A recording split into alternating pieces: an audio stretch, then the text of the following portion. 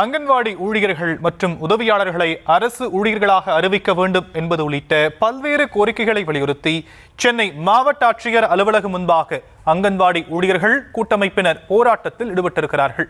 இது பற்றிய விவரங்களை செய்தியாளர் லதாவிடம் கேட்கலாம். லதா, விவரங்கள். வணக்கம்.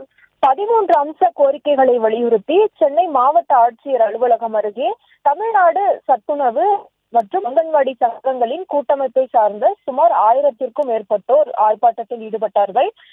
கொடுக்கப்பட்ட தேர்தல் வாக்குறுதிப்படி வருவாய் கிராம உதவியாளருக்கு உள்ளது போல் சிறப்பு பென்ஷன் வழங்க வேண்டும், காலமுறை ஊதியம் வழங்க வேண்டும், அரசின் பிற துறைகளில் காலியாக இருக்கக்கூடிய பணியிடங்களை சத்துணவு அங்கன்வாடி பணியாளர்களை வைத்து நிரப்ப வேண்டும், சத்துணவு அங்கன்வாடி திட்டங்களில் உள்ள 60,000க்கும் மேற்பட்ட காலி பணியிடங்களை நிரப்ப வேண்டும், மேலும் பண பலன்கள், கோடை விடுமுறை, மகப்பேறு விடுப்பு, 12 நாள் மாதவிடாய் விடுப்பு உள்ளிட்ட 13 அம்ச கோரிக்கைகளை வலியுறுத்தி 1000க்கும் மேற்பட்டவர்கள் ஆர்ப்பாட்டத்தில் ஈடுபட்டார்கள்.